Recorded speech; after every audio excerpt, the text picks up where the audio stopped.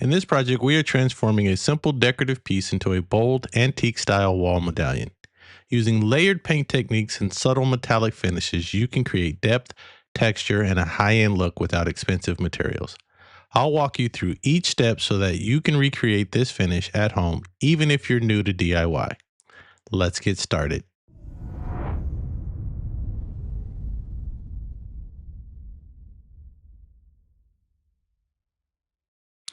All right, for this project, I had an old round. I don't even remember where I got this from. I think we got it from Michael's or the Dollar Tree, one of those places.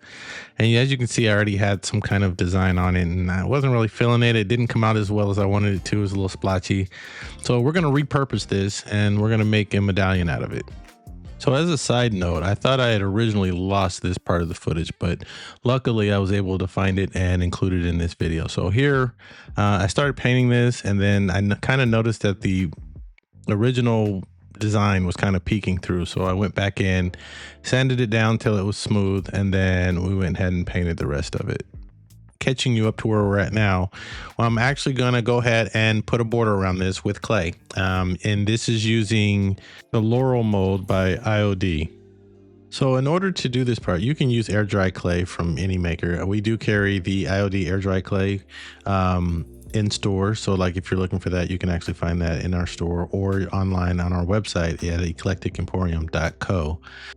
So for this next section, we're going to basically place the Leonidas mold, which is just a large lion head in the middle of our project. We're using any kind of adhesive. You can use Titebond's Quick and Thick. You can use Titebond. You can use Elmer's glue, whatever you want to use for this section. It really doesn't matter because this is an interior piece. It doesn't have to, weather the storms and the weather and things like that. So you can use any kind of adhesive that you want. Once we get the head in the middle of the project, we're going to go ahead and let that dry and just kind of adhere to the project. And then next, we're going to go ahead and add an interior border. So we already placed like a leafy kind of border around the outside of this. So now we're going to kind of do a little slightly more decorative border or interior border on the project. And this is using the Classic Elements mold. It's just the little beads that are on the side of it. This mold is probably one of the most universal molds that we have. Honestly, it can be used in just about every project if you wanted it to. It's got so many great elements in it that you can use for a number of different types and styles of projects. We highly recommend that you add this to your stable of molds. It should be a must-have in everyone's collection. So now what you see me doing here is I'm actually just go ahead and pressing the air dry clay into the mold just to kind of make sure that it fills it in as much as possible, because you don't want to have, missing gaps or bubbles or things like that. So you want to try to press it down in there. And then as you're pressing it down, you can kind of pull to the outer rim of the IOD molds, which is something that's exclusive to IOD. Like they have a micro rim on all of their molds to kind of allow you to get the cleanest backside of your mold. So like it's really helpful when doing your molds for that clean kind of mold that comes out of it. So as I continue to do this, just like I said, I'm continuing just to press along the actual beads just to make sure each and every bead is filled out. And then you see I just kind of wiped all the way to the side using the micro rim. It's kind of like a cutter for you, really. You can use a card. I've seen people use like cards, credit cards, debit cards, loyalty cards, whatever cards you kind of have. You can kind of use that also to kind of cut off the back so that it's as flat as possible on the back. So when you lay it on your project, it lies flat. So now what I'm doing is I'm going ahead and demolding it. I forgot to mention at the beginning of this that you definitely want to make sure that you put some kind of starch or powder. Like some people use baby powder.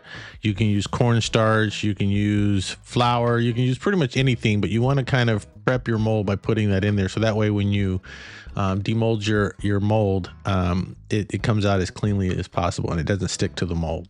So make sure that you're always using some kind of cornstarch, flour, baking powder, baking soda, whatever you have available to you to use, but just make sure that you prep your mold before adding your air dry clay.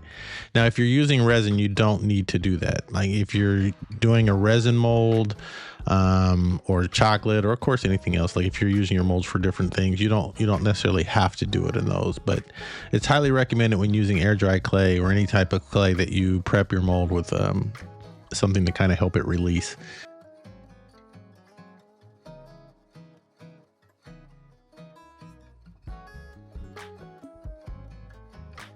Okay, so now that we have finished putting the beaded border on here, we are going to paint the molds black now, because we really want these to kind of act as the base layer for our accents that we're going to put on here later. The cool thing about this is you can use any color as the background. You could do a dark color, which is what we're doing here, like a navy blue or black, or any, dark brown, any color you want to use. Yeah, it's really up to you. But you could use white. You could do pretty much any color, because the gold is really going to accentuate anything. So it just depends on your color scheme that you're decorating for, or what color scheme you actually just like or prefer. Outside of that, once we get this, we're going to probably put 2 coats on here just to kind of make sure that it covers well and that we don't have any white peeking through from the molds.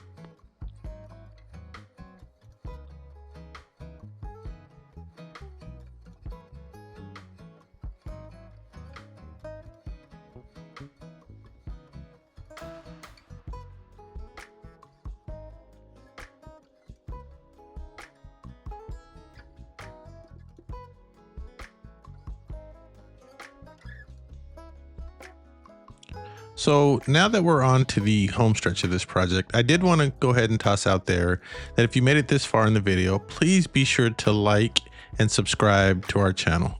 It helps us out in the algorithm. We're really trying to grow our channel. We really want to kind of make this a thing that we do on a regular basis as far as providing content. And if anything that we can do can help anyone else, with their projects, or give you some tips and tricks that maybe you might not have known or heard about from someone else, that's what we're here for. We want to kind of share our knowledge and things that we've learned through doing numerous different projects. So it'd be really, really helpful if you could like and subscribe.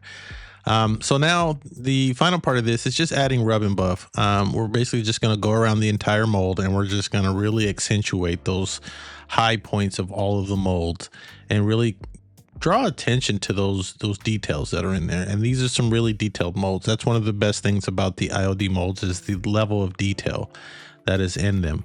Also, as you can see here, I'm using a rubber glove to kind of apply the rub and buff, and that is because I don't want it on my fingers because it's hard to get off. Rub and buff is a wax paint, so it also acts as a layer of wax or sealant for whatever you're putting it on. Some alternative ways that you could also use to apply this would be a brush. Like if you have a smaller detail kind of brush, you could use that to apply the rub and buff as well. The only issue with using your brush sometimes is that it gets into the actual the lower parts of the molds that so you won't get the same effect as if you just use your finger, because it's more of a flat surface.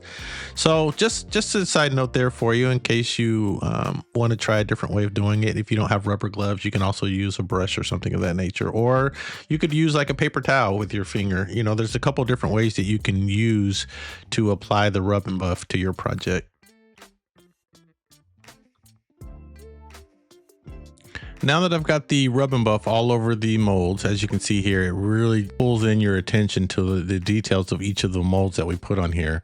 We're going to go ahead and try to dry it and just kind of help the rub and buff kind of set into the project, just to we want to kind of put a top coat over this, or a layer of wax. So we want to try to make sure that this is as dry as possible, because you don't want to smear your rub and buff all over it. So you don't want it to get into those different little lower points of the mold. Now, to finish up the project, we're going to go ahead and we're going to add some wax on here. And this is just there's a couple things that are going to happen here. The wax is going to make the black look way more vibrant, darker. It's going to really kind of add a contrast between the rub and buff gold and the base layer of the black. So it's going to really, make that kind of stand out more. And it's going to also add like a more weathered look to it. So it's not going to be so sparkly and brand new. And then once we do that, we're going to rub off the excess.